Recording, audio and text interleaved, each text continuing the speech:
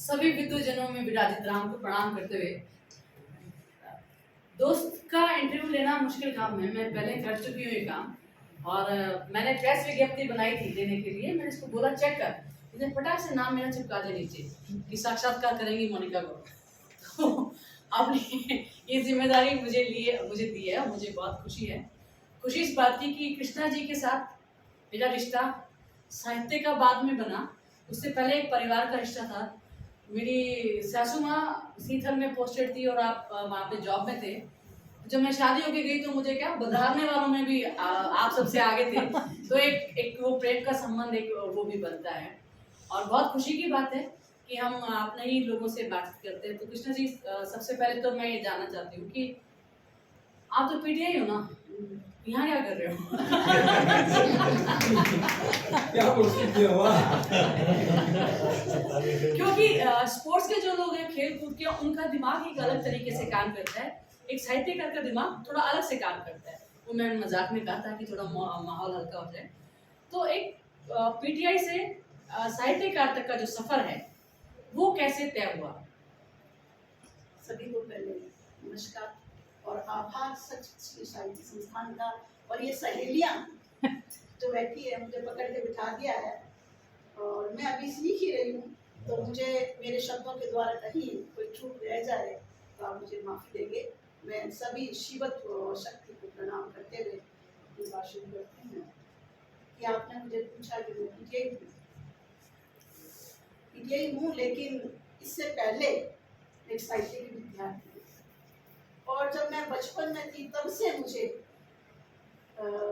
स्कूलों के अंदर, आपको पता है ऐसे मनोरंजन के साधन थे नहीं और टीवी तब था नहीं, तो हम तो सड़कों पे गणगौर के आगे स्कूलों में जो हमारी होती थी बाल सभा, उसके अंदर हम नाचते थे लोक गीतों पे, और वो मुझे बहुत अच्छा लगता है। और फिर धीरे धीरे जब मैंने समझ पकड़ी चौथी पाँचवीं में, तो मुझे अरे घास की रोटी की जब बन मिला ले बांधियो, ऐसी कविताएं मुझे पसंद आई और मैंने हमेशा बहुत जोश और शोक और अपने खरोश के साथ में हमेशा प्रस्तुति किया। अब पीटीआई तो जब हम बहुत सारे बचपन के अंदर अपने आइडियाज होते हैं, तो मैं खेल में भी, मेरी मम्मी कहती थी है तो कारी लेकिन चंचल बहुत है। तो मैं थोड़ी चंचल थी और खेलने में मुझे बहुत शौक था, तो कबड्डी मेरा गेम रहा और एथलीट भी मेरे दोनों मैंने पकड़े थे। और जब बनने की बारी आई तो मैं हमेशा कहती है प्रमोद मैडम है ना ऐसे मैं बनूंगी, ये प्रमोद मैडम है ना ऐसे बनूंगी। लेकिन आप पीटीआई हो या कुछ भी हो, लेकिन आपका जो मूल स्वभाव है वो बदलता नहीं है। और यहाँ जो मैं वो बचपन की सारी हदें पार करते करते करते जब मैं शिक्षिका बनी पीटीआई, तो उसके बाद में मुझे स्कूलों में पढ़ाने का शौक लग गया। मैंने लंबे समय तक बच्चों को गणित पढ़ाई और कहीं हिंदी की नहीं होती तो मैं कहती मैं पढ़ा दूंगी। तो मैं ऑलराउंडर बन गई धीरे धीरे। मुझे ये कहा कि आप सामाजिक पढ़ा दोगे, मैंने कहा पढ़ा दूंगी, क्योंकि मुझे पता था कि मैं खुद पढ़ूंगी इस बहाने। और पढ़ने के बाद में मैं बच्चों को, तो जब मैं लक्ष्मीनाथ घाटी में जब आई 2003 के अंदर, तो वहाँ मैंने देखा कि हमारी स्कूल तो अरेंज हो गई लेकिन लेक्चरर आए नहीं। तो वही बात कि भाई कौन पढ़ाएगा, हिंदी कौन पढ़ाएगा। तो हम 2 जने थे, मैं और रेणुका जी व्यास। तो मुझे कहा कि आप 11वीं क्लास को हिंदी पढ़ा देना। मैंने कहा ठीक है भाई पढ़ा देंगे, क्योंकि हिंदी पढ़ी भी है, एमए भी किया हुआ था तब तक मेरे। तो उसके लिए आप मानो नहीं, फिर हमने हिंदी दोबारा एमए किया।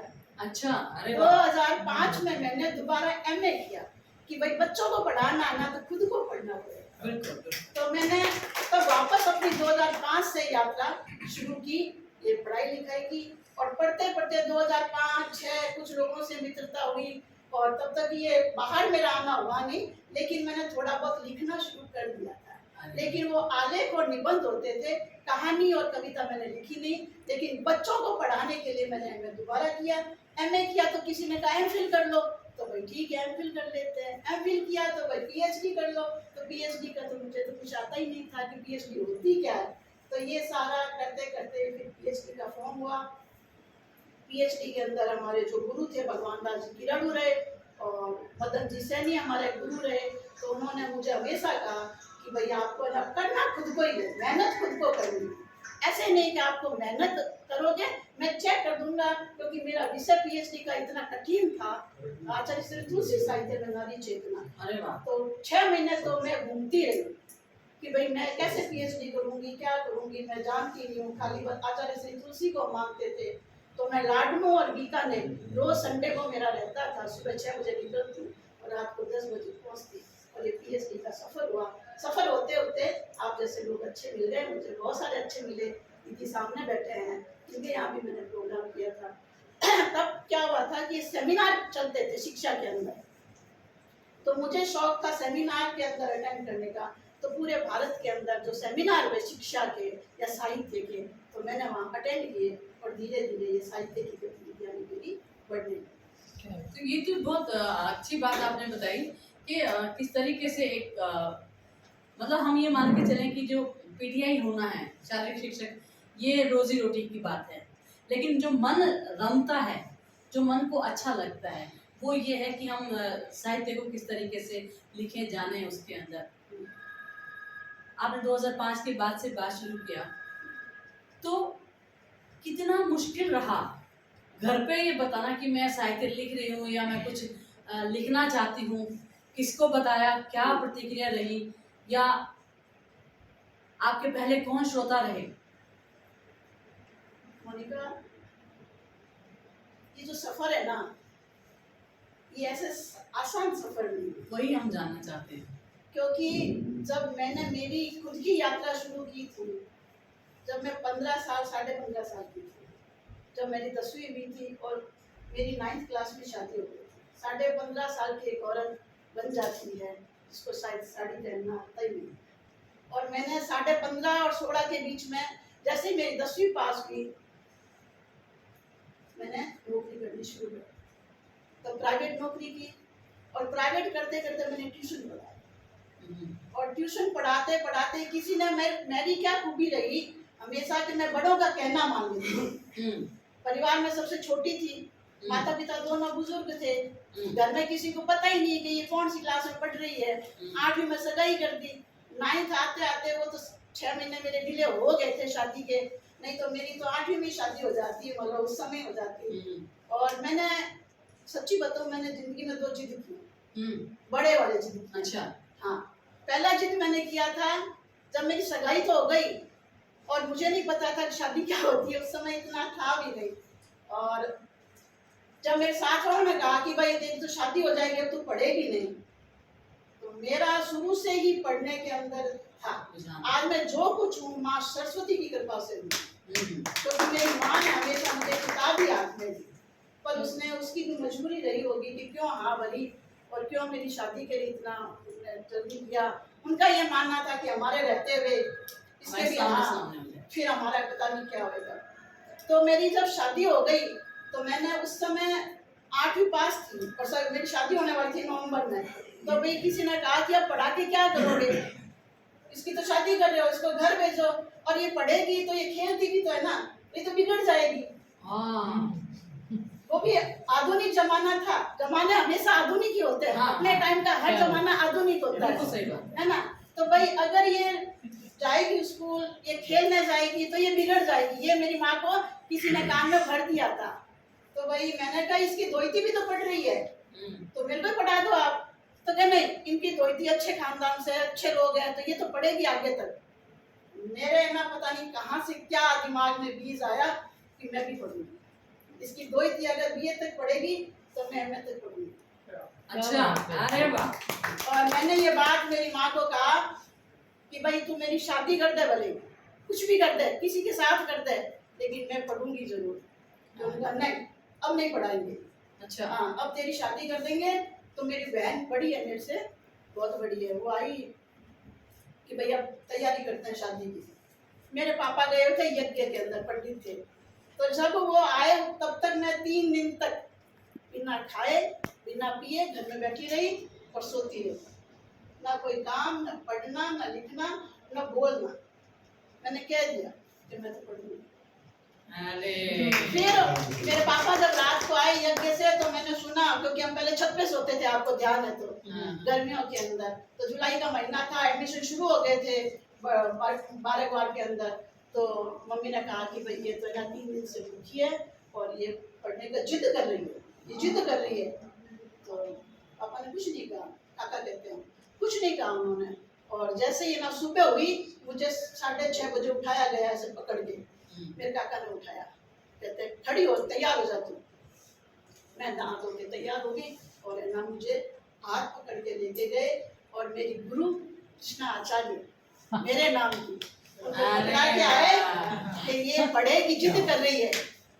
तो ठीक है, मेरा फॉर्म भर गया और 9th आती आई और अर्धवार्षिक थी और मेरी शादी भी हो गई। तो शादी हो गई तो भाई ये कहा कि अब तो ये पढ़ेगी नहीं, सबने कह दिया अब तो इसका कुछ नहीं होना और ये प्रमोद मैडम जैसी तो बनेगी नहीं, अब बिल्कुल ही नहीं बन पाएगी। ये तो कोई बात नहीं, परिस्थितियाँ इंसान को बना भी देती है और अच्छा भी बना देती है। जब आपका मानस सही हो, आपका विचार सही हो, आपका ध्येय सही हो और आपके साथ में एक संकल्प हो, तो वो परमात्मा बहुत बड़ा सहयोग करता है ना। उसने मेरा सहयोग किया और मैं प्रमोद जैसी नहीं, मैडम जैसी नहीं बन पाई। 2.5 साल तक मैंने प्राइवेट स्कूल के अंदर, बेसिक के अंदर ऐसे पढ़ाती रही। आखिर 88 के अंदर 84-85 में मेरी शादी हो गई थी और 88 के अंदर जब किसी ने मैडम ने मिली और वो सुमन गहलोत मैडम थे, हमारे पुराने मैडम थे, तो स्कूल जा रहे थे, मैं भी साड़ी पहन के, जब मैंने, क्योंकि हमारी परिस्थितियाँ ऐसी हो गई थी कि मुझे बिना कमाई रोटी शायद नहीं मिल पाती, क्योंकि ऐसी स्थितियों के बारे में ज़्यादा मैं विवरण नहीं करूँगी और मुझे भी दुख होएगा, आपको भी होएगा, लेकिन संघर्ष बड़ा होता है एक छोटी बच्ची का। और जब वो इतनी स्वाभिमान हो जाती है, जब शादी करती है तो माँ से तो कुछ कहना ही नहीं है, 2 दिन भूखे भी बैठे तो शायद कहना नहीं है। और पापड़ तो हमने बटे ही थे, तो वो हमारी एक ऊर्जा थी कि हमें तो पापड़ भी बटने हैं और मेरे साथ ठप्पा लग गया कि ये तो पढ़ी लिखी होगी, 10वीं पास है तो ये नौकरी भी करेगी। तो मैंने नौकरी की अपने पेट के लिए।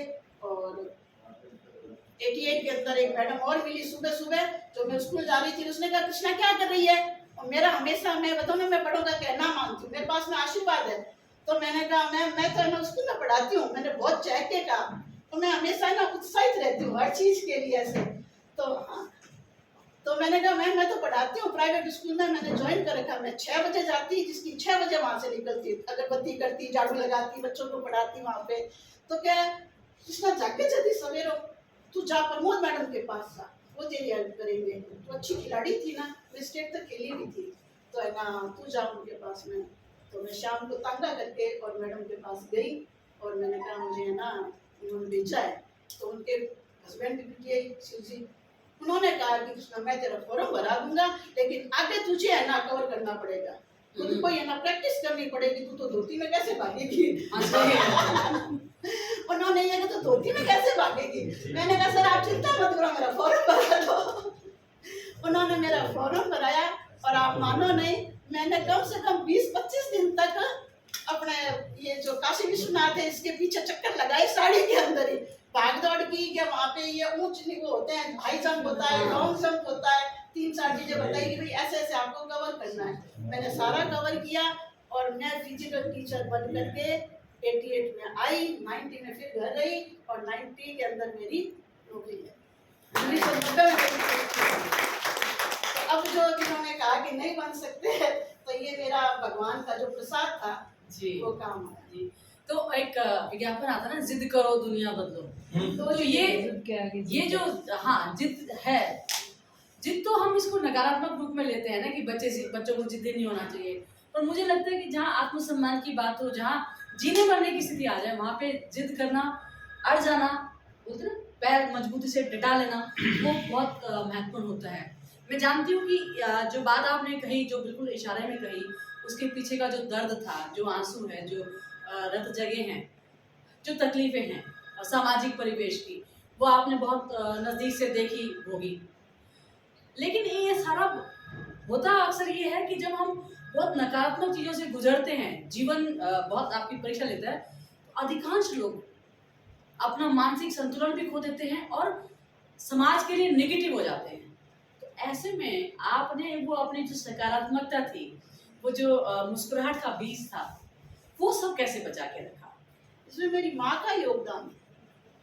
मेरी माँ ने बचपन में, चूंकि मैं सबसे छोटी थी, 4 भाई मेरे से बड़े, तीन की शादी हो गई तो वो अपने अपने घर बसाने लगे, अपने अपनी सोचने लगे, और इधर हम एकदम ही छोटे थे। तो मेरी माँ ने मुझे हमेशा एक तो ये नहीं फील कराया कि हम गरीब है तो अमीर है। मुझे बहुत लंबे समय बाद में समझ में आया कि यार हम तो बहुत ऐसे ही हैं वो लोग, है ना, लेकिन उन्होंने कभी फील नहीं कराया। एक बात माँ ने एक सिखाई, बहुत सुंदर बात। और एक मुझे खुद को ही 5वीं तक उसने ये महसूस नहीं कराया कि मैं वो पढ़ी लिखी नहीं थी, लेकिन मुझे तो खुद को पता ही नहीं लगा। 5वीं नहीं 6ठी में आके मुझे पता लगा कि मेरी माँ तो अनपढ़ है।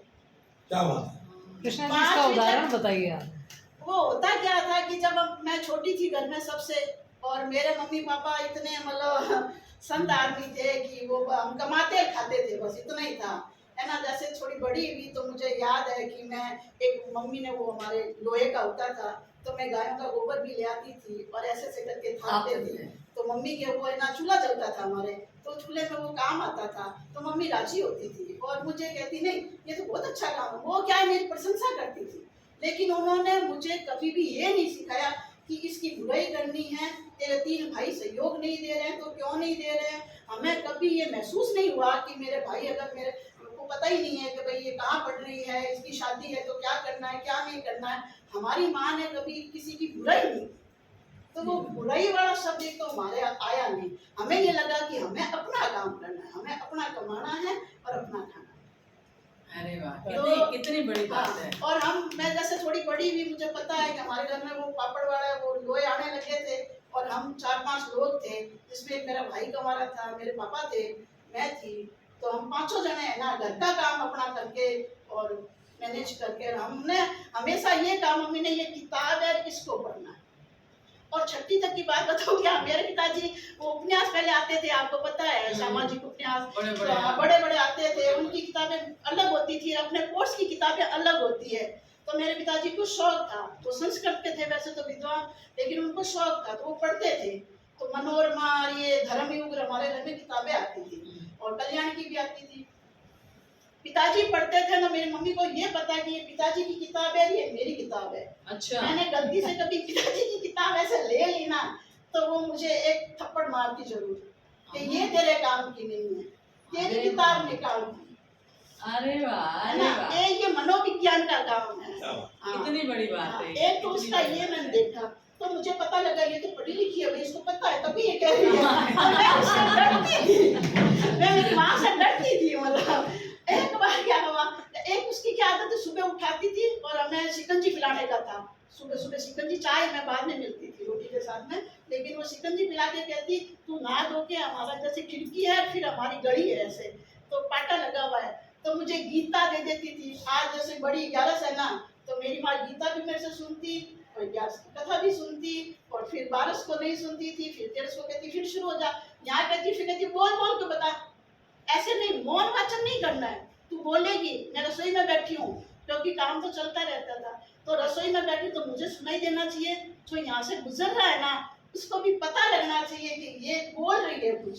अरे वाह, मैंने बस शुरू से ही, और जैसे मैं अटक जाती ना संस्कृत के अंदर, श्लोक के अंदर, तो कहती खोटा बोल रही है तू, खोटा बोल रही है, सुधार है ना। अरे वाह, ये सही नहीं है। मतलब मैं कहती यार ये बहुत ज्यादा पढ़ी लिखी है।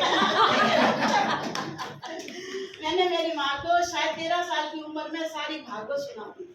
अरे वाह, और उसके जो 2 रुपए 1 रुपए जब इच्छा होती थी, जैसे आज एकादशी है तो वो 1 रुपये वो रख देती थी ऐसे, तो उसके आज मेरे पास में कुछ संपत्ति पड़ी है।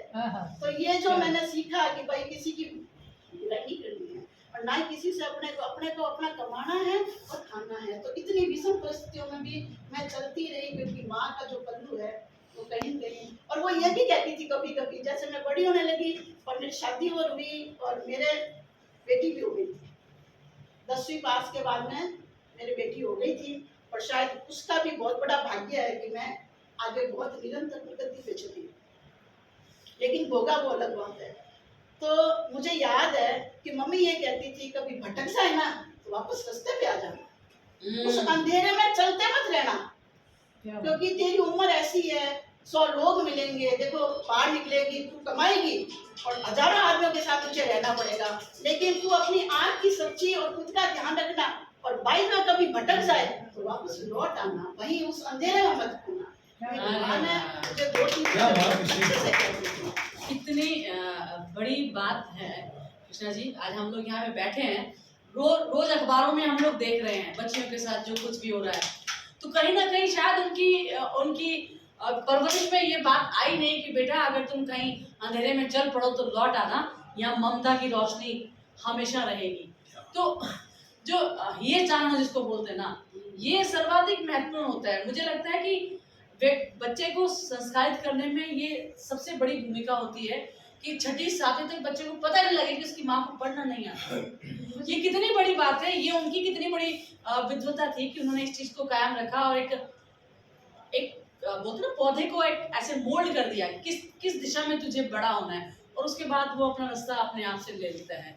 तो ये बहुत बोलते ना हृदय को छूने वाली बात है। और अब जब आप बोल रहे थे तो मुझे आज कल परसों के अखबार की जो घटना थी, दिल्ली में जो घटना हुई, तो मुझे वो सारी चीज़ें मेरी ऐसे स्मृति में आई कि काश उनकी माँ ने भी उनको ये कुछ कहा होता, काश लड़कों की माँ ने भी उनको कहा होता, सिर्फ लड़कियों को नहीं लड़कों को भी कहा होता कि बेटा गलत रास्ते पे मत जाना, अंधेरा है तो लौट आओ। ये बहुत अच्छी बात है और हम लोगों की सीखने की भी बात है। तो मैं जो हम लोग जानना चाह रहे थे कि ये तो था आपका भीतर की जो मिठास है, मुस्कान है, उसको बचाए रखने का एक जो बीज था वो माँ ने आपको सौंपा। ये जो लिखने की जो प्रक्रिया शुरू हुई है आपकी, वो कब और कैसे शुरू हुई और कौन सी विधा से शुरू किया, या जैसे हम लोग होते ना सब उधर अपने आप से उतरा, ऐसा कुछ? अपना आप कभी ऐसे उतरता नहीं है ना। देखिए साफ साफ बात है हाँ। कि जब हम बीज तो कहीं कहीं होता है, लेकिन उस पर पानी पड़ना, वो मिट्टी मिलना, वो परिवेश मिलना, तब जाकर के इंसान लिख पाता है। और लिखने से पहले मुझे लगता है बहुत कुछ पढ़ना पड़ता है। असल में मैं यही पूछना चाह रही थी कि जब आपने लिखना प्रारंभ किया उससे पहले कितना पढ़ा? कितना तो कोई ये पैमाना नहीं है। हाँ, है ना, कोई पैमाना नहीं है मोनिका, तुझे भी पता है। हाँ। मैं तुझे आराम, अरे चालन दो। पर मेरी जो साफ बात है वो ये है कि जब 2005 में मैंने, उससे पहले का एक जिद मैंने जिंदगी में और किया था, क्योंकि यहाँ बैठना मतलब एक बड़ी चुनौती होती है। मैंने मन के भाव शायद इससे पहले किसी को इस तरह से कहे भी नहीं होंगे और करना भी नहीं चाहती कभी। तो जब 2005 के अंदर वापस एमए किया, मेरी बेटी छोटी वाली जब स्कूल में जा रही थी, एमए के बाद में जब मैंने एमफिल कर लिया था, और पीएचडी के टाइम हमें दिक्कतें तो देखो आई, क्योंकि पीएचडी का भी हमें पता नहीं था कि ये होता क्या है, और मेरे हस्बैंड को भी नहीं पता था। तो बच्चों को बंद करके सबसे पहले हम किरण जी नाटा से मिले, है ना, क्योंकि किसी ने कहा भी विद्वान है, तो आंधी का समय मिल के आए, तो उन्होंने मुझे किताब दी थी, बेटा ऐसे ऐसे आप पढ़ो, फिर आपको थोड़ा समझ में आ जाएगा। मैं 6 महीने तक बनारस, लाडनू, बीकानेर, गंगाशहर, बीनाशहर सब जगह घूमती रही। जैसे ही मुझे टाइम मिलता, संडे है या छुट्टी है, इवन दिवाली की छुट्टियां हैं या होली की छुट्टियां हैं, मैं मेरे सुबह से निकल जाती, इसकी शाम तक मेरा जितनी, और सामने ये कहा था कि आप किताबें जरूर लेके आना, बिना किताबों के कुछ नहीं होना है, तो भाई खर्चा आपने को इसी में ही करना है। तो मैंने किताबें खूब खरीदी और वहां से जब मैं लौटती तो मैं सोचती यार पीएचडी का क्या होएगा, कैसे होएगा। तो फिर धीरे धीरे लोगों से बातचीत शुरू हो जाती है। आप जब निकलते हो ना, तो आपको रास्ते में भी कोई चलता आदमी है ना, वो मिल जाता है, तो आप बात, मैंने ये देखा है, मैंने ट्रेन में बहुत सारे लोग हैं ना अच्छे मिले, बस में भी मिल जाते हैं, ऐसे मिलते हैं ना, तो खूब सारे लोगों से बातें हुई। तो मैं कहती भाई मैंने ना पीएचडी का फॉर्म तो भर दिया, लेकिन अभी मेरे समझ में नहीं आ रही है कि मुझे करना क्या है। करना कुछ नहीं है, बस आप ये जो आपने विषय लिया है ना, इस पे आप टारगेट रखो, आप फोकस इस पे करो, और इसी से संबंधित आप पढ़ते रहो, धीरे धीरे आपका काम होता रहेगा। और गुरुजी ने कह दिया भाई करना तुझे ही है, सारा काम मेहनत है, कुछ ना तेरे को करनी है, मैं तो साइन कर दूंगा। मैंने कहा ठीक है। तो फिर मैंने खूब सारी किताबें पढ़ी, और ये छुट्टियों के दिन थे, जब मेरी ये 6 महीने के बाद मैंने लिखना शुरू किया, और लिखना शुरू किया तो फिर मैं और 24 लिखने के 24 महीने के अंदर मेरी पीएचडी अवॉर्डेड। अरे वाह, बहुत बढ़िया। तो आप बहुत सारी चीजें हमें पता है, हम नहीं सार्वजनिक रूप से कह सकते। कितना मुश्किल था, ये कितना गौरवशाली था उन लोगों को फेस करना जो ये कहते थे कि तुझसे कुछ नहीं हो सकता। वो ऐसे मोमेंट आए, ऐसे लोग मिले वापस जो ये कहते थे कि कृष्णा तुझसे कुछ नहीं होगा, शादी कर ली, घर बैठ, और फिर आप डॉक्टर कृष्णा आचार्य हो जाते हो। तो वो जो कृष्णा गली वाली और डॉक्टर कृष्णा आचार्य, इसके बीच में जो लोग थे जिन्होंने आपको चैलेंज किया, आपने उनको कैसे फेस किया? क्या उनके व्यवहार में कुछ बदलाव आए? क्योंकि समाज में मैंने तो नजदीक से देखे हैं।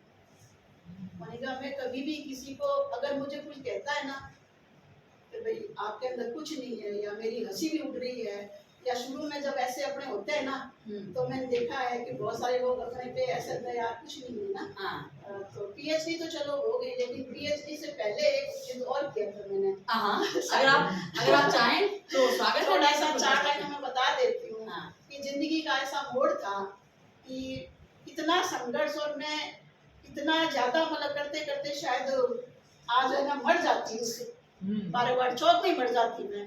और मेरी बेटी भी जब हो गई थी तो माँ बेटियों के लिए जीवन जीना, और फिर जो जीवन साथी मिला था ना वो मैंने देखा नहीं था। और वो मेरे से 45 साल बड़े होंगे लगभग। मैं जब उस समय 15 साल की थी तो वो कम से कम 50 साल के थे, आप सोचो। तो इतना बड़ा गैप, वो भी कोई बात नहीं, माँ ने कर दी है शादी तो मुझे कोई दिक्कत नहीं थी। वहाँ भी वो बहुत अच्छे सज्जन आदमी थे, देवता पुरुष थे, लेकिन उम्र तो थी जो थी अब, है ना। तो लोगों ने बाद में कहा कि यार इसके तो पति है ना पिता की बराबर है, और तो मैंने ध्यान नहीं दिया, क्योंकि मुझे था कि मेरा तो जीवन यही है, और पहले इतना कुछ था भी नहीं बचा। उनके क्या एक बीमारी भी थी, इस दिल में छेद होता है, तो ये नाखून है ना ऐसे काले काले पड़ जाते हैं। तो उनको तो दुनिया से जाना था, इलाज भी कराया लेकिन सक्सेस हुए नहीं। लेकिन जब कहते हैं ना कहीं अंधेरे में जुगनू मिल जाता है, तो मुझे जो मेरे हस्बैंड है वो एक जुगनू की तरह मिला। क्या बात। मैं सिंगल में पोस्टेड थी, और उससे मेरा बीकानेर आना हो गया था, मैं आ गई थी बीकानेर। तो लोगों ने कहा कि ऐसे ऐसे तुम्हारे शहर की एक लड़की है, और वो इनसे कहा, तो कहते मैं तो जानता नहीं हूँ। मुझे इधर आके मेरी एक फ्रेंड कहती थी, कृष्णा थारे गली में छोरो बठी आयो यार, वो गुंडो है, नहीं है, बदमाश है, यहाँ है, तू जाना है कि नहीं? मैं भाई मैं जाऊँ बोली।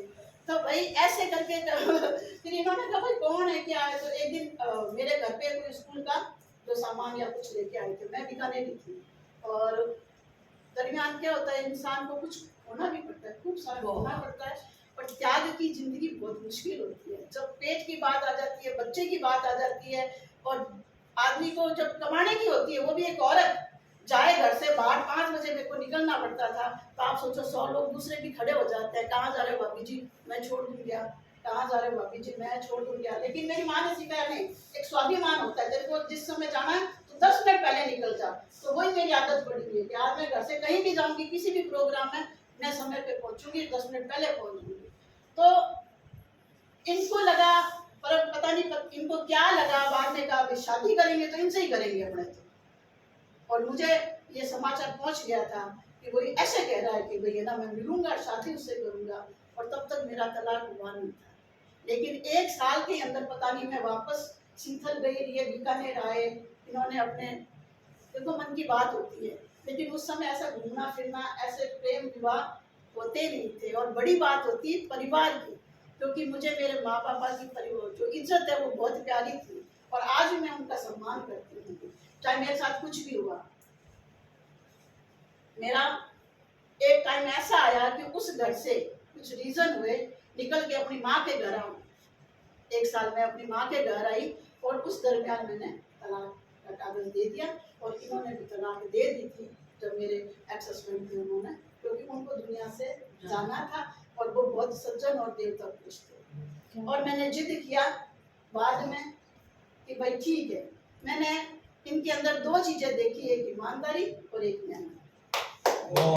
2 चीजें देखी, ये आदमी ईमानदार है और मेहनती है। और देखो जीवन मैं साफ कर देती हूँ, ये नहीं कोई और मिलता, लेकिन मैं मेरा घर बसा, क्योंकि मेरे साथ मेरी बेटी थी, मैं ऐसे ही नहीं रहती। अपना अपना ओपिनियन है, मेरा ये अधिकार है कि मैं जीऊँगी तो अपने साथ में, मैं ऐसे नहीं जी सकती। तो मैंने फिर इनको कहा, और घर पे माँ से कहा, तो माँ ने कहा मैं तेरे साथ हूँ, पिता ने कहा मैं तेरे साथ हूँ। भाई बंधु फिर धीरे धीरे कुछ लोग थे जिन्होंने साथ नहीं दिया, पर कोई बात नहीं, सबको उत्तर ऊपर वाले ने दिया। जब अच्छी लाइफ बीत गई तो वो सारे अच्छे हो गए। मैंने जवाब किसी को ही नहीं दिया। अगर मेरे को किसी ने कहा ना ये तेरा हो ही नहीं पाएगा, तू क्या कर लेगी, पूरी जिंदगी तेरे ऐसे निकल जाएगी, तो मैं बोली तो वो जवाब दे। बिल्कुल, बहुत बहुत बड़ी बात है कि आप ईमानदारी से अपना काम करते हैं तो आपका जो काम है ना वो सबसे बड़ा जवाब होता है लोगों के सामने। ये कृष्णा जी सैल्यूट है आपको कि वो जो कुछ तकलीफ है उसको इतने, हाँ मेरे पास शब्द नहीं है, अरे इतने सरल तरीके से यूँ कह देना कि हाँ हर एक की हम सबकी कहानी है, मेरी भी ये 50 कहानियां सबकी निकलेंगी, लेकिन कितनी सुंदर तरीके से कितने आसानी से आपने कहा। और शायद आप लोग उसको महसूस करेंगे कि जिस समाज से आप आते हैं, मतलब मैं ये मानती हूँ कि गौड़ समाज जो हम लोग हमारा थोड़ा सा फॉरवर्ड है या जो भी है, लेकिन आप पुष्करना समाज में उस कम्युनिटी में जहाँ पे इतने रिश्ते इतने गूंथे हुए हैं उलझे हुए हैं, वहाँ पर आपने दो जिद करी और अपना जीवन बदला। कितना मुश्किल रहा होगा, कितनी चुनौती आपको रही होगी, लेकिन आप सौभाग्यशाली है कि आपका परिवार आपके माँ बाप आपके साथ रहे हमेशा।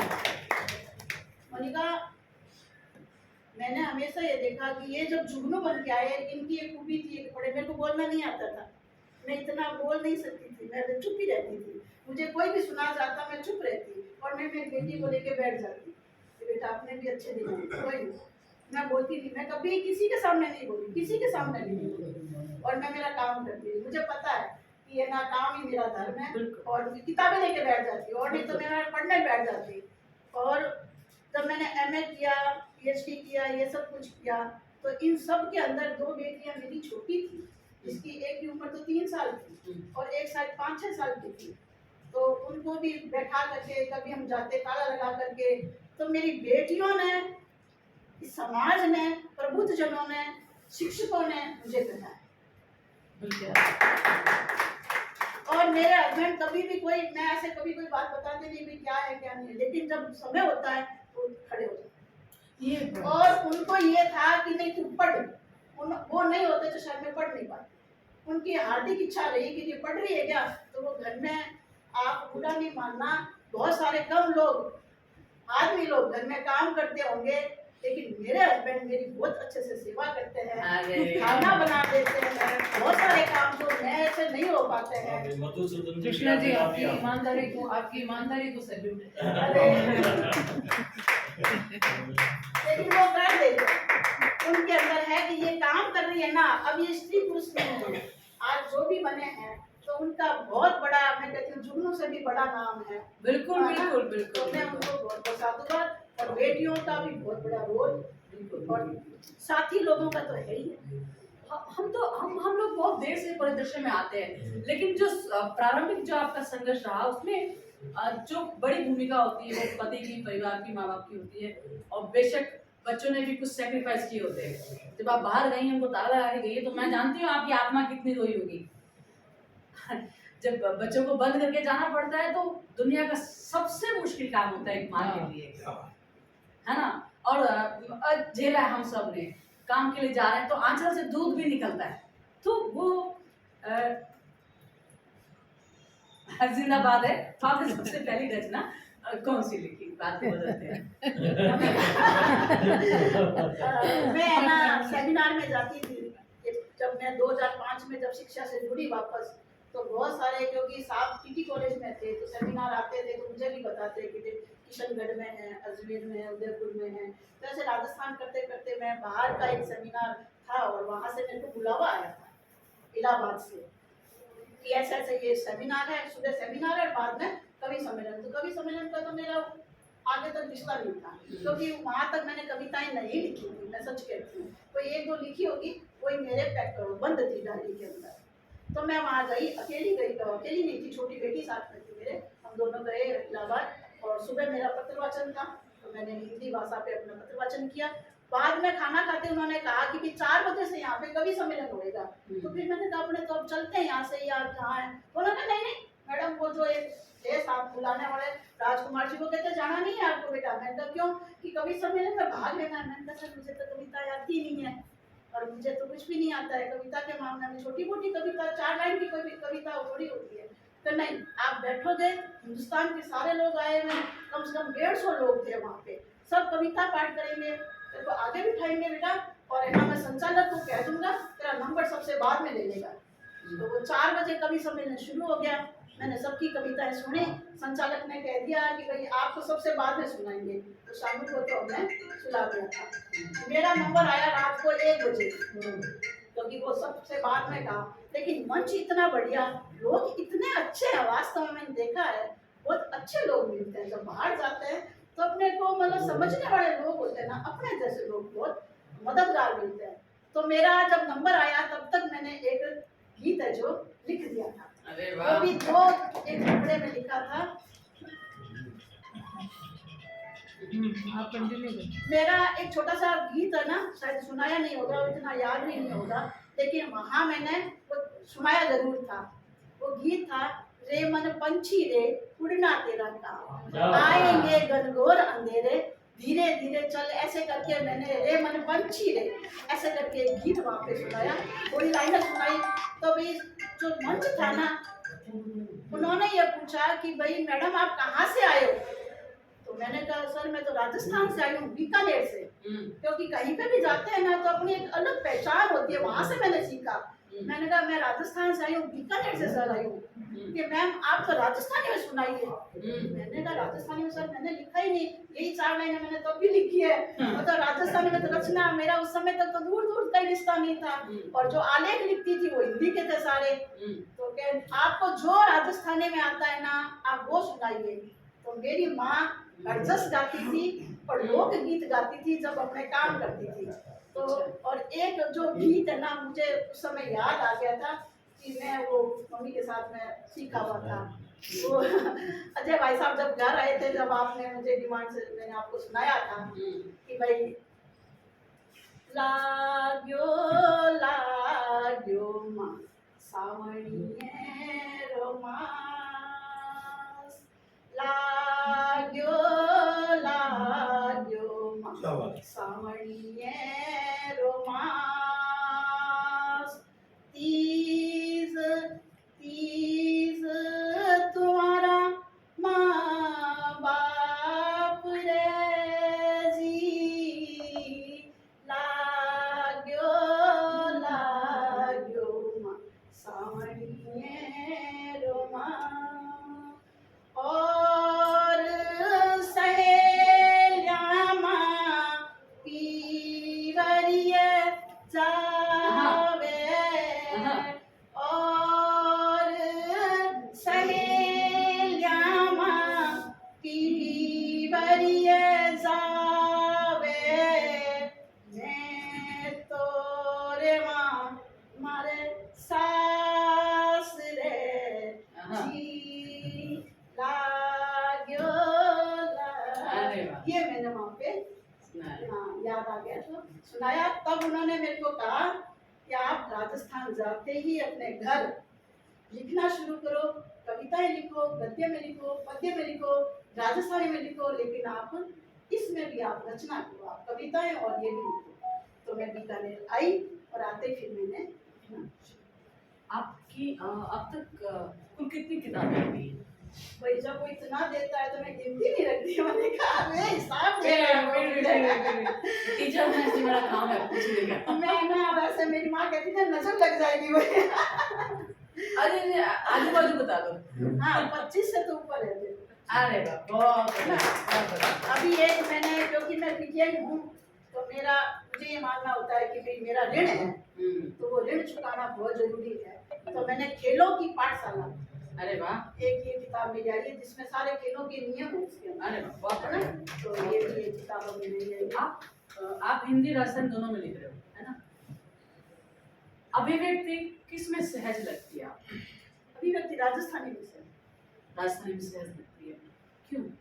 क्योंकि एक तो अपनी भाषा, अपना गुमान, अपनी मिट्टी, हम्म, और ऐसे स्वाभिमान, और जब बाहर मैं और भी जगह गई हूँ जहाँ पे 24-24 घंटे के जो कवि सम्मेलन थे, बुंदेलखंड, बहुत सारी जगह इस मामले में गई थी, मैं बिरला मंदिर भी गई थी। तो वहाँ जब लोगों वहाँ की एक खूबसूरती बताती हूँ, तो कोलकाता गई थी सेमिनार के अंदर, और वहाँ पे ये था कि भाई अब कवि सम्मेलन बाद में वही 4 बजे, लेकिन कहते हैं भाई 7 बजे तो ये बिरला सभागार आपको खाली करना पड़ेगा, और समय का होता है।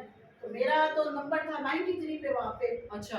और बहुत सारे 3-4 लोग बोल के गए ना, जैसे ही कविताएं, तो किसी ने कहा खड़े होकर के, जैसे आगे किसी ने खड़े होकर कहा हम तो है ना राजस्थानी जो लोग आए हैं उनको सुनेंगे, आप उनको बुलाइए। अच्छा।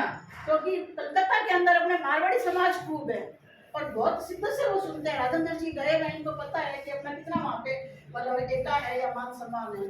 तो फिर मेरे को उन्होंने बुलाया, लेकिन मैं उस समय भी राजस्थानी में इतना नहीं, लेकिन मैंने जो गीत गाया तो सब लोगों ने वहाँ पे खड़े हुए थे, पूरा वहाँ पे हिंदुस्तान में बाहर से भी लोग आए थे उस सम्मेलन में। तो ये खूबसूरती है राजस्थानी की। तो मैंने महसूस किया कि अपनी मिट्टी, अपना जो गांव, अपनी धड़कन, ये जो है मिठास जो है अपनी भाषा के अंदर। बिल्कुल, इसीलिए मायड़ भाषा की बात करते हैं। NEP 2020 भी ये कहती है कि बच्चे की जो प्रारंभिक शिक्षा है वो मातृभाषा में होना चाहिए, क्योंकि आप जो बचपन से जो आपने बोला सुना है, जो सुना है ना, बच्चा कैसे सीखता है, सुना है तो वो आपके दिमाग में हमेशा रहता है। तो अभी इसी से संबंधित मैं आपसे बात करूंगी कि आपने कविता भी लिखी है, गीत भी लिखे हैं, आपने उपन्यास भी लिखा है। उपन्यास नहीं लिखा, उपन्यास नहीं लिखा, कहानियां लिखी हैं। कहानियां लिखी। आप कौन सी विधा में आपका मन ज्यादा रमता है? एक बात बताऊं, क्या मैं कविता लिखती हूँ तो कई बार मेरे सामने कहानी आ जाती है, और कहानी पढ़ती हूँ क्योंकि पढ़ना तो पड़ता है, खूब सारा पढ़ना पड़ता है ना। पढ़ते पढ़ते मुझे कहानी पढ़ती हूँ तो कई बार सोचती हूँ ये तो कविता का रूप है एक तरह से। या आजकल जो आप कह रहे हो ना राजस्थानी का, भाई अब अंदर है ना, ऐसे लगता है अंदर से बाहर तक राजस्थानी अपने बन रहे हैं। तो कोई न कोई जैसे शब्द आ गया, कोई बंसरी आ गया, कोई गुंगी आ गया, कोई ऐसे तंबूरा आ गया, कैसे कैसे मतलब ऐसे नाना प्रकार के शब्द सामने आते हैं। और मैं एक और बात बताऊँ, अपने जो लोग होते हैं ना, कुछ उनमें कल्पना होती है, और वो जो कल्पना होती है ना वो इच्छा कराती है, वो विस्तृत हो जाती है धीरे धीरे। जब आप किसी शब्द पे या किसी कहानी पे ऐसे अपना ध्यान लगाते हैं ना, तो कल्पना क्या होता है, ऐसे पंख लग जाते हैं उसके, और अपना उसमें जीने लग जाते हैं। मैंने कहानी में अपने लगता मैं ही हूँ ये चीज, कविता में लगता है ऐसे ही है। आपको ध्यान होगा 21 कीरत कविताएं मैंने अपने राजस्थान की जो वीरांगनाएं उन पे है, ये बड़ी बड़ी कविताएं। तो विप्लव को जब मैंने सुनाई थी तो अहिल्या पे मैंने लंबी कविता लिखी राजस्थानी में। उसने कहा नहीं मैडम इसको पूरा और बड़ा करो, आप और बड़ा करो। वो और बड़ी हुई, वो उतनी रही, लेकिन मैंने और महिलाओं पे जैसे और लिखा। जैसे आपने पन्ना का नाम सुन लिया, बहुत सारी लुगाइयों का नाम सुना है आपने, लेकिन आपने हीरा दे का नाम नहीं सुना था। लेकिन मेरी जो कविता है हीरा दे, वो खुद मुझे ऐसा लगा कि ये खुद आके बैठ गई है, ऐसे लगा। तो मैंने उसकी बायोग्राफी भी लिखी, उसको पढ़ा, उसके पीछे का इतिहास पढ़ा कि कानड़ दे की बेटी थी, जालोर की राजकुमारी थी, पीके दहिये की ये पत्नी थी, इसने ये किया। तो मेरे को है ना ऐसी लुगाइयों पे मुझे लगता है कि मैं खुद है ना, पता नहीं बहुत अच्छा लगता है मुझे, मतलब कि अपने इतिहास के अंदर जो औरतें हैं अभी भी पन्नों के अंदर पीछे है, दबी भी है।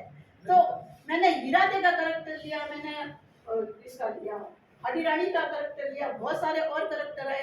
किरण देवी, दाहर सेन की पुत्रियां, उन्होंने लोहा ले लिया था, मतलब 2 लड़कियों ने खलीफा से लोहा ले लिया था, उनको मार दिया था। कहती नहीं हम तो है ना मतलब झूठ बोल के, हम तो विष कन्याएं हैं, राजा तेरे काम की नहीं है। और उसने अपने सेनापति को मारा और वो अपने कटार लेके बैठी। तो दाहर सेन की छोरियां इतनी जब जाबाज हो सकती है, हीरा दे ऐसी है, तो बहुत सारी और कहीं कहीं मुझे लगता है कि पांचाली से पहले, पांचाली से बाद में जितनी भी औरतें कहीं कहीं संघर्ष कर रही है। आज जो निर्भया का देखते हैं कांड, उसके बाद में इतने कांड देखते हैं, कहीं कहीं औरत हर मुकाम पे खड़ी, आज मुझे लगता है वो संघर्ष कर रही है।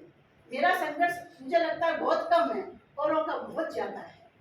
दुनिया में कितना गम है, मेरा गम कितना कितना कम कम है। है। तो मैंने मतलब इन सब चीजों को पढ़ा, मुझे अच्छा लगता है। और ये मुझे सबसे बड़ी बात करती है कि आप किसी भी चीज को करो शोधात्मक रूप से, छानबीन करो। असल में असल चीज ये है। अगर मैं हीरा दे पढ़ रही हूँ तो मुझे इसकी हिस्ट्री पता होनी चाहिए कि भाई हीरा दे कौन थी, उसने वास्तव में क्या किया, इतिहास के अंदर उसके कैसा नाम है। मैंने बहुत सारे जैसे सूरजमल है, रणमल के नाम से भी काम किया। तो मैं हर चीज को पहले उसकी बायोग्राफी पढ़ती हूँ कि ये क्या चीज है, कैसे है, फिर उसके ऊपर कलम तो बाद में चलती है और चल जाती है। लेकिन ये जो पहले का सफर है ना, ये संघर्ष वाला, ये बहुत जबरदस्त है। मुझे आपकी बात से मुझे लग रहा है कि जो चूंकि आपने खुद ने अपने जीवन में एक संकीर्ण समाज से आपने लोहा लिया, शिद्दत से विरोध किया, जिद किया, तो इसी वजह से कहीं ना कहीं ये जो चरित्र हैं हमारे ऐतिहासिक जो मैं चरित्र जीने है, लग जाती हूँ उनमें। हाँ वो आपको ज्यादा अपील करते हैं, आप उनको उनको जीने लगते हैं, क्योंकि हम सबके अपने अपने दिमाग के अंदर कुछ खांचे रहते हैं। एक हमारी एक विचारधारा होती है, सोचने का एक तरीका होता है, लिखने का एक तरीका होता है। तो हम उन्हीं शब्दों को या उन्हीं पात्रों को या आसपास परिवेश की उन्हीं चीज़ों से ज़्यादा प्रभावित होते हैं जो हमको ज़्यादा अपील करते हैं। तो क्योंकि आपने इतना सब देखा, तो आपने ये इस तरीके की एक बहुत बड़ी आपने किताब लिखी। अब जो सबसे बड़ी बात मैं जानना चाह रही हूँ, क्योंकि समय की हमको सीमा का भी ध्यान रखना पड़ेगा, बतौर लेखक आपको क्या लगता है कि इतने संघर्षों के बाद, लिखने के बाद एक व्यक्ति के भीतर क्या घटित होता है, क्या बदलाव आते हैं, या कुछ नहीं आते, या हम कहते तो कुछ और हैं, हमारे लिखना कुछ और होता है और हमारी करनी कुछ और होती है। ये डिफरेंस कभी देखने को मिलता है, या आपको क्या लगता है इस पे? अगर आप सच्चे मायने में लेखक है, साहित्यकार है, कलाकार है, नाटककार है, क्योंकि सारी विधाएं क्या है, एक दूसरे से जुड़ी हुई है। मैं किसी भी, कोई भी कलाकार है, चाहे वो नाटककार मंदाकिनी क्यों नहीं होगी, कोई गीतकार क्यों नहीं होगा, ये सारी विधाओं को मैं ऐसे जुड़ाव मानती हूँ। जुड़ाव ऐसे कि हम कोई भी पसंद का काम करते हैं तो उसमें कार तो होते हैं, कलाकार तो होता है उसके अंदर। तो जब आपने मुझे ये कह दिया कि आप साहित्यकार हैं, या जब मैं घर से बाहर निकली 2012 में, क्योंकि उससे पहले तो मैं घर बैठ के काम किया, मैंने अपने आप को नहीं किया। तो जब हम निकलते हैं ना, तो आजू बाजू वो मेरे को गीता की लाइन याद आती है कि कृष्ण कहता है, पहले मुझे देखने दे इस मैदान के अंदर कौन कौन सामने है, जब तक मैं युद्ध नहीं करूंगा पहले मेरे को देखने दो। तो जब हम निकलते हैं, आदरणीय दीदी बैठे हैं, बसंती जी बैठे हैं, ये सब बैठे हैं, इंदिरा जी बैठे हैं, तो इन्होंने भी ये सब किया ही होगा कि जब निकलते हैं तो पहले देखते हैं कि अब हम निकल रहे हैं, तो अब हम एक स्त्री नहीं रहेंगे। आज हम हजारों हजारों व्यक्तियों के साथ में एक समानता की बात करेंगे, चाहे भले सामने वाला करे चाहे ना करे, हम तो बराबर का उसमें देखते हैं कि हम निकल रहे हैं ना, तो हमें बराबर चलना है। और जब आपने साहित्यकार का टैग लगा दिया, कवियत्री का लगा दिया, आपने ये कह दिया कहानीकार बना दिया, तो फिर मैं उसको पढ़ूंगी नहीं, उसको करूंगी नहीं, तो फिर वो क्या होगा। और परिवर्तन तो होता है। किताबें मेरी अच्छी दोस्त है, घर वाले अच्छे हैं, सब करते हैं, लेकिन ये जो लेखन का, ये पठन पाठन का काम है ना, ये ही आपको जबरदस्त, आपका अंदर और बाहर ये एकाकार हो जाता है। हम कहानीकार है या बोल रहे हैं ना, तो ये एकाकार ऐसे कि जैसे बारिश बरस रही है, आपने कोई कविता लिखी है, तो आप उस बारिश के अंदर खो जाओगे। मैं जब आटा लगाती हूँ या बर्तन मांजती हूँ, कोई न कोई दिमाग में आती है, जो कि दिन भर अपने बातें करती हूँ। मेरी आदत क्या है, मैं बातें जरूर करती हूँ, किसी से भी कर लेती हूँ। अभी थोड़े दिन पहले किसी ने कहा कि मैंने ऐसे पट्टा बनाया था मेरे घर का, मेरे पसीने आ गए थे, फिर मैंने ये काम किया, तो 15 दिन बाद में मेरा पट्टा, तो फिर मैंने उसको लघु कथा का रूप किया कि भाई ऐसे ही मैं, जब मैंने पहला आया था लाल छोड़ो या माइली बात आई थी, तो मेरे बच्चों को पता है कि जब 12 बजे सो जाते थे, छुट्टियाँ थी, तो मैं बाहर जाके बैठ जाती, चौकी थी वहाँ बैठ जाती, वहाँ जो भी आता है हवा पानी खा करके वो मेरे पास बैठ जाता। और मेरे आसपास की कहानियां आप कभी देखना, वो सारी कहानियां है ना आसपास की है, कि लोगों ने कैसे झेला, या किसी ने क्या किया, या दिन भर में हमने क्या पढ़ा। ये मायना रखता है कि हमने कितनी पढ़ाई की, कितनी, और हम इसके अंदर जी रहे।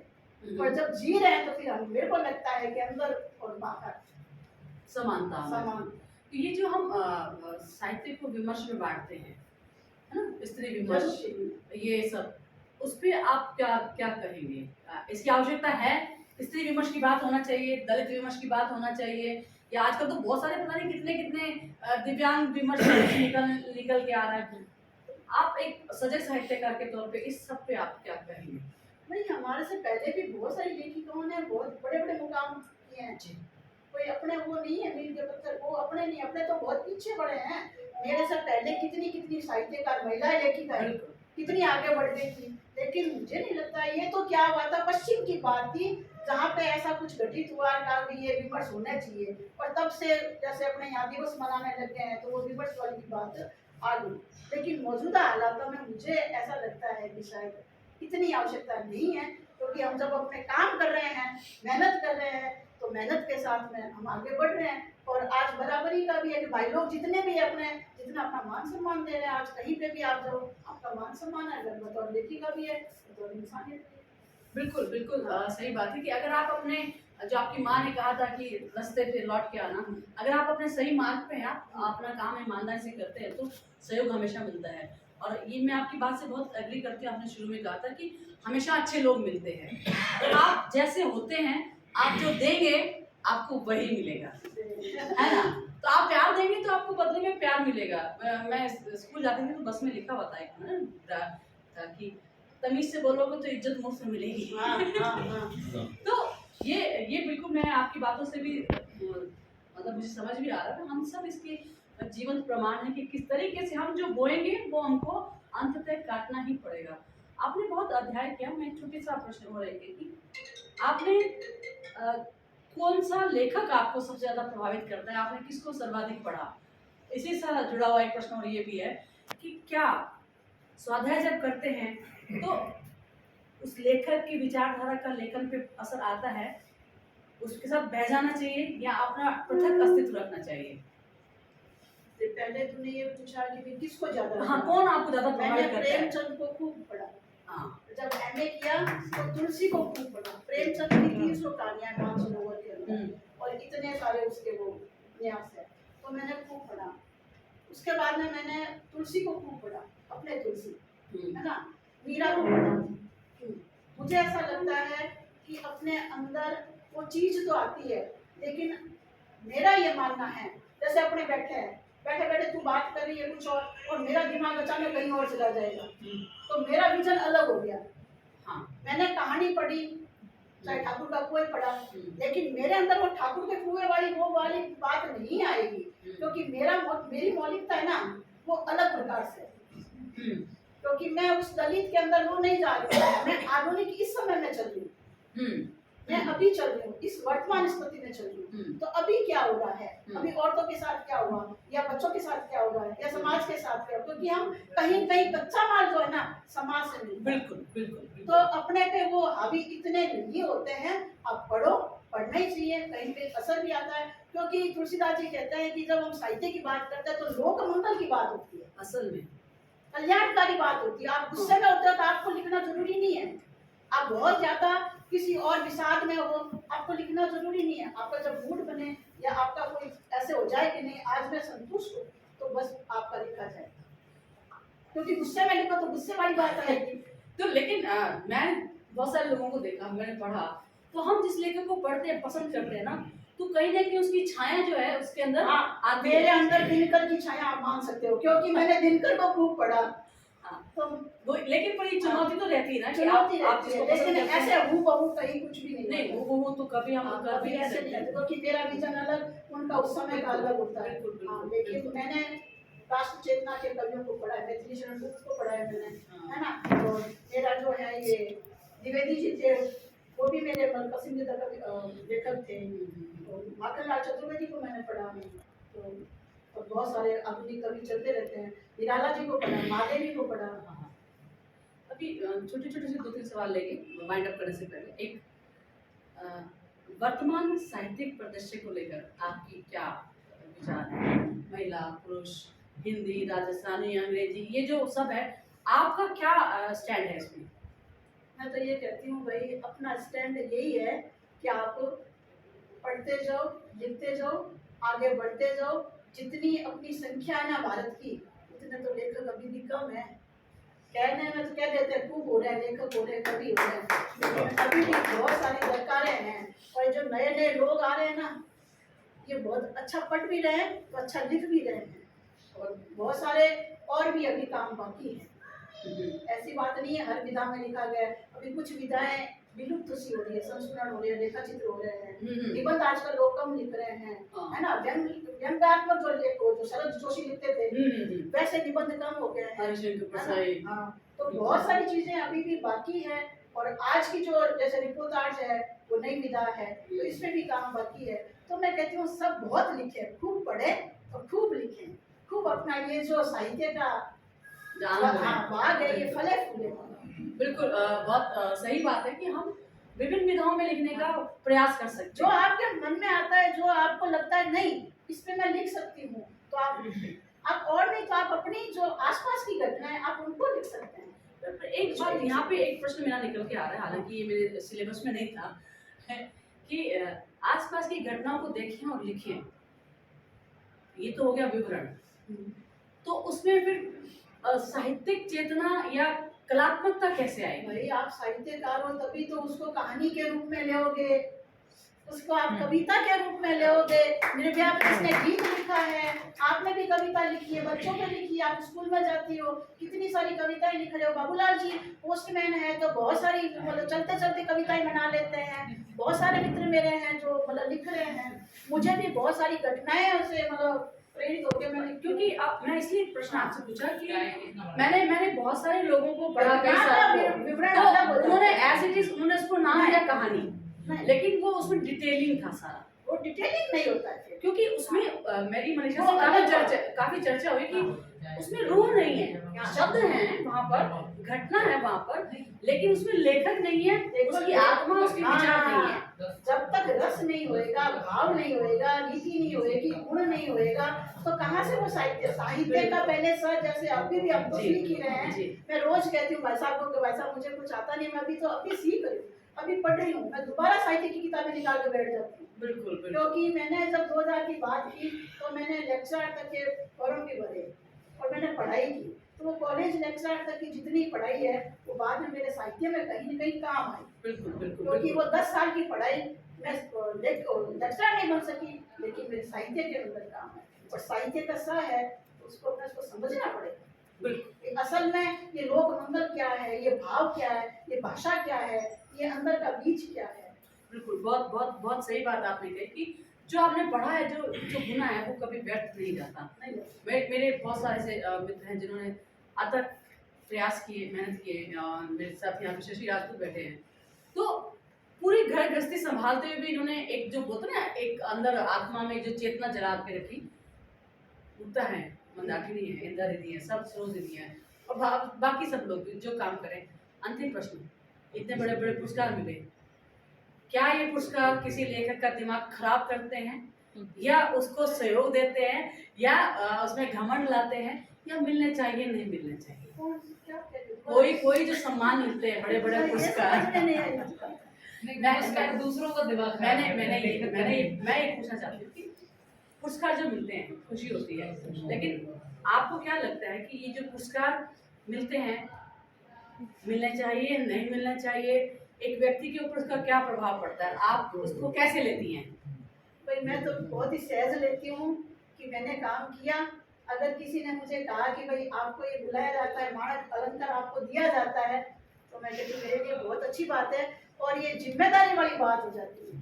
हाँ, मुझे पुरस्कार क्या मिला, मुझे ऐसा लगता है यार अब तो मुझे राजस्थानी के अंदर अगर मैं नहीं पढ़ूंगी तो अच्छा नहीं लगेगा, अगर मैं उस धर्म को नहीं निभाती हूँ तो मुझे फिर वो पुरस्कार की बात नहीं लगेगी। लेकिन पुरस्कार तो है, बने हैं तो मिलने चाहिए, सबको मिलने चाहिए, समय पे मिलने चाहिए, सबको मिले पुरस्कार, एक को नहीं मिले, सबको मिले। वही सबसे मैं तो घमंड की तो इसमें कोई बात ही नहीं है। तो भाई कुछ लोग होते हैं ना कि सिर पे आ जाता उनके ना। महत्वपूर्ण बात जो थी, मैं जो जिस बात से मैं अग्री करती हूँ, सहमत हूँ आपसे, कि जब इनको पुरस्कार सम्मान मिलता है तो एक बड़ी जिम्मेदारी महसूस होती है कि आपको जिस काम के लिए लोगों ने पहचाना है, तो कम से कम उसमें और ढब ढाल सलीका आना चाहिए। पता है ये हो जाता है कि मेरे पति पे ज्यादा जिम्मेदारी आ गई, वो पहले एक चाय बनाते थे, अब उनको 2 चाय बनानी पड़ेगी। क्या बात है। चले बात है। बच्चों पे जिम्मेदारी आ जाए, आधे घंटे वो फिर पहले जब लिखना शुरू किया था तो ऐसे रम जाते थे, अपने तो रम जाते हैं ऐसे ही गले गुंगे से कि हर काम में छुट्टी लेते हैं ना, ऐसे सोचते बस यही काम है। वो बच्ची आती, मम्मी मुझे कुछ खाना है या करना है, मैं उसको भगा देती पहले शुरू में, तो वो कहते मम्मी आपके पास आने बंद कर दे क्या। तो ये जिम्मेदारी बढ़ जाती है भाई साहब, पुरस्कार नहीं है, ये जिम्मेदारी है। और देखो पुरस्कार से क्या होता है कि आपको एक शांति मिलती है, एक ऊर्जा मिलती है कि यस हम अपने सही चल रहे हैं। किसी ने कह दिया ना आपको मोनिका आप सही चल रहे हो, इसका मतलब आप दुगनी गति से चलोगे, आप अपनी ऊर्जा लगाओगे, आप मेहनत करोगे, आप लगन लगाओगे। और नहीं तो फिर ये लगता है पुरस्कार तो नहीं मिला कोई बात नहीं, आप और लिख लोगे, तब भी लिखेंगे। कई बार ये भी होता है कि मेरी खराब परफॉर्मेंस भी हुई है मंच पे, कभी ऐसा भी मेरा गला खराब हो गया, मैं असफल हो गई, तो घर आके सोचा तो फिर किसी को क्या कहे, तो फिर बच्ची को कहती है शानू आज तो मेरा गाना सही नहीं हुआ बेटा, मम्मी कोई नहीं तू दुगना कर, तू इरादे जैसे 2-3 कविताएं और एक बार सुन, तू एक बार और सुना दे, तू ऐसे ना बोल एक बार और सुना दे मेरे को, या तू रच ऐसा। तो मतलब एक यही बात है ना कि फिर हम दुगनी मेहनत से करेंगे, तब भी दुगनी करेंगे, तब भी दुगनी करेंगे हम, लेकिन करेंगे जरूर। मतलब कुल मिला के बात ये कि अपनी मेहनत जो है वो हमको जारी रखना है। मैं एक जैसे मैं खुद एक ये मान लीजिए कि मैं स्त्री हूँ, तो मैं ये सबको कहती हूँ कि हम अपने कर्म से विमुख नहीं हुए, है ना। ये पुरस्कार लेखन ये कुछ भी है, आप सब लोग काम कर रहे हो, सब प्रतिभाशाली हो, महिला पुरुष सब बराबरी का आज काम हो रहा है। आज हमें पता है कोई लड़की पीछे नहीं है, लेकिन आप इस चीज में नहीं रहेंगे मुझे ये मिले नहीं मिले, आप अपने कर्म से विमुख नहीं है। जब हम कर्म से विमुख हो जाते हैं तो विरक्ति आ जाती है, और विरक्ति हमें अच्छा रूप नहीं होता है। इसलिए हम हंसते खेलते लोगों से मिले, कई बार हमारा मूड ऑफ होता है तो हम किसी को फोन कर लें, मित्रों से मिले, बैठे बात करें, लेकिन हम रुके नहीं। सागर बैठा हाथ डाल। चलिए मैं इसका अभी तो बहुत सारा मन था बात करने का, लेकिन समय की अपनी मर्यादा है, तो वाइंड अप करते हैं। कोई एक रचना आप हमको सुनाना चाहें जो आपको याद हो? स्वागत। और हाँ, और इसमें से अगर किसी को कुछ और पूछना हो, एक दो लोगों से बात आप लोग उसके लिए मोबाइल, क्योंकि कृष्णा जी का जो पूरा जो जीवन सफर है ये बहुत अपने आप में एक पूरी कहानी है। हालांकि हम सबका जीवन एक कहानी की तरीके से है, कठपुतली हम चलाते हैं, हम भी किसी की कठपुतली है, हमको लग रहा है हम इस समय में जी रहे हैं, लेकिन वो अपने तरीके से हमारे साथ खेल रहा है।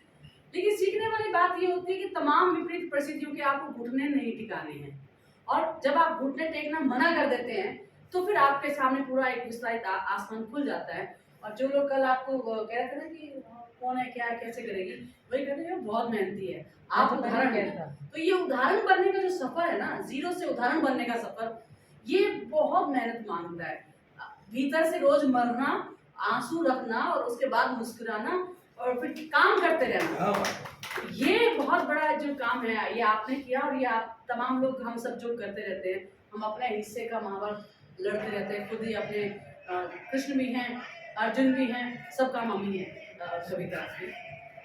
पहले सबका धन्यवाद दे देती हूँ कि आपने इतने मन से मुझे सुना, मुझे आशीर्वाद दिया, शुभकामनाएं दी। मैं सब लोगों का आभार व्यक्त करती हूँ, और ये जो संस्थान आज मुझे मौका दिया तो मेरा तो सफल हो गया मुझे। आपका संस्थान छठी कड़ी सारी सफल है। राजेंद्र जी बैठे हैं, इन्होंने भी गढ़ा है, साक्षरता में लेके गए थे। और ये जो बोलने की जो हिम्मत आई ना, कहीं न कहीं साक्षरता से, और वो जो नाटक वाली बात होती है ना मंच पे बोलने की, उससे आई। बिल्कुल। हाँ। एक गीत तो नहीं है, मुक्तक रूप में ही है, क्योंकि मैं बेटियों को बहुत प्यार करती हूँ। इस मौके पे मैं अपनी बेटियों को धन्यवाद जरूर बनता है उनके लिए, बिल्कुल बनता है। और हम सब भी कहीं कहीं बेटी है, सबके बेटी है। काळजी एरी कोर बेटिया, आख्यारी ये ओज बेटिया, घर आंगण मां करे चांदनो, जीवन री ए जोत बेटिया। बहुत बढ़िया, बहुत बढ़िया। काळजी एरी कोर बेटिया, आख्यारी ओज बेटियां घर आंगण मां करे चांदनो जीवन री ए जोत बेटियां सुपनारी डोरी रे सागे गगन हिंडोळे हिंदा खावे ओसर मिलता ही है तो फर फर उड़ जावे बढ़िया बढ़िया बढ़िया काळजियेरी कोर बेटियां सूरजेरो है ताप बेटियां शरद पुण्योरो चांद बेटियां गंगा जुमना सुर सतर लिच्छमीरो वरदान बहुत बढ़िया बेटियां तस्वीरों बताओ माँ बाबारो सुखड़ो दुखड़ो परछाई जो सागे होय जुम्मेदारी सिगड़ी निभा दे बनकड़ा कांधा बेटियां काळजियेरी कोर बेटियां मिलियो ओसर जद इयाने नाप्यो अंबर बेटियां पण दुखड़ो दूणो हुए जद मुख में मर जावे बेटियां क्यों मारो क्यों भेद करो क्यों लारे राखो कारज माय मानो बरोबर मान बधासी पढ़वा भेजो बेटियां और देखो क्यों टेम आय गयो चेतन रो हमें आगे बढ़ावो बेटियां सगती सागे आत्मनिर्भर बन दिखावे बेटियां बेटा बेटी हुए एक सा दोनों सो घर उजियारो जीवन ज्योतरी दो आख्याएं धूप छाव है बेटियां काळजियेरी कोर बेटियां आख्या रहे ओज बेटियां घर आंगण मां करे चांदनो जीवन री ये जोत बहुत बढ़िया जीवन री बहुत बढ़िया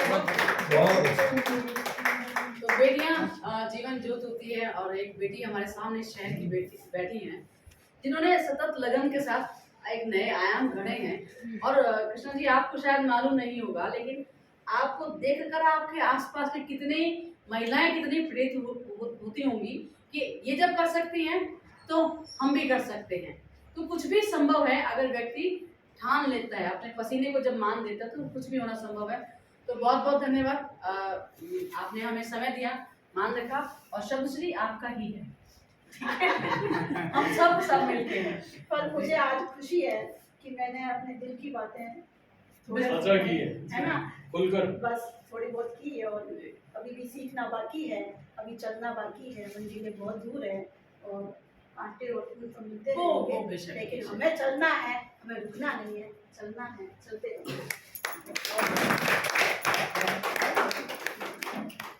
मैंने जैसा पहले कहा था कि निश्चित रूप से एक मंत्रित अभिव्यक्ति हम तक पहुंचेगी और बहुत कुछ किसी के भी जीवन से जो लोग हम सीख सकते हैं ये एक बहुत बड़ी यूनिवर्सिटी के रूप में मैं कृष्णा जी को देखती हूँ व्यक्तिगत रूप से मैं इनसे जब भी बात करती हूँ एक ऊर्जा का संचार होता है और वास्तव में ये बात बिल्कुल सही है कि अपने दुख का कद बहुत छोटा लगने लगता है और जिस ईमानदारी से इन्होंने अपने आप को अभिव्यक्त किया और वो ईमानदारी इसलिए आवश्यक थी वो साहस इनमें साहित्य से आया और वो ईमानदारी इसलिए आवश्यक थी ताकि हम लोग अपने जीवन में सही परिस्थितियों को सही नज़रिए से देख करके सही मंजिल तक पहुँचे ये जो सही होने का जो एक चलन है जो ढक ढाड़ा एक जो रास्ता है ये आपने बहुत खूबसूरती से निभाया अपने जीवन के अंदर और मैं ये वेट कर रही थी कि टाइम ओवर हो रहा है 2 सहेलियां भी है 2 साहित्यकार भी है 2 टीचर्स भी हैं साक्षात्कार भी ये मेरे को जगह नहीं मिल रही थी जहाँ पर आकर के मैं ये इशारा भी करूँ कि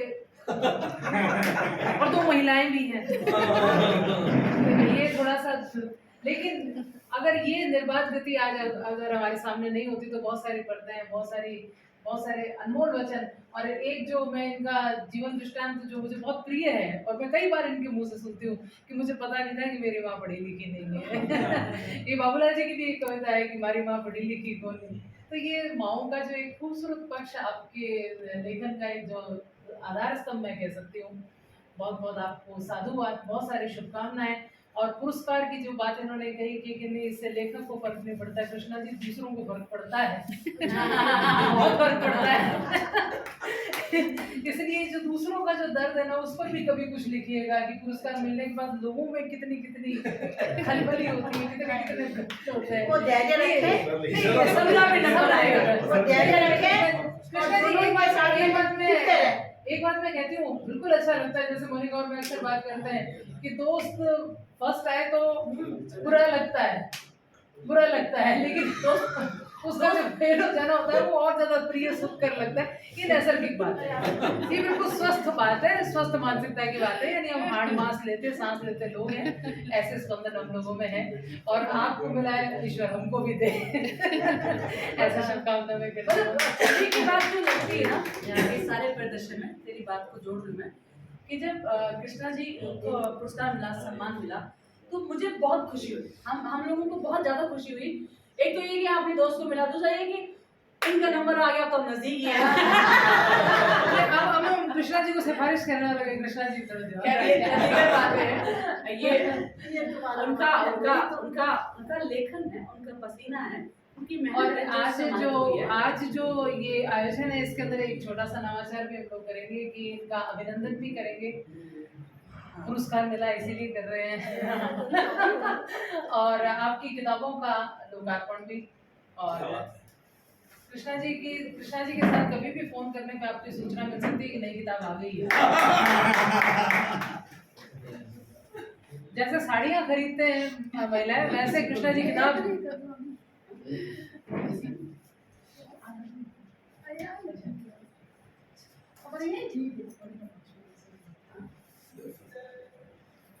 बस दीदी आप आओ। मैं तो यही यही दिखाती हूँ। कोई बात क्यों नहीं था, अपने अवसर है तो आ जाओ दीदी, आ जाओ, आओ, मतलब आ जाओ, आ जाओ। देखने का भी इच्छुक है। आओ दीदी,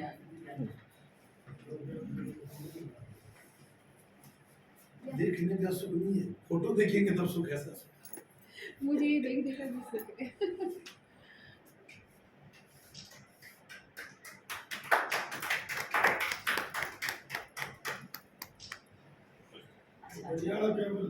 अच्छा हाँ ठीक है, 4 4 5 कैमरा लागू रहे मन पर।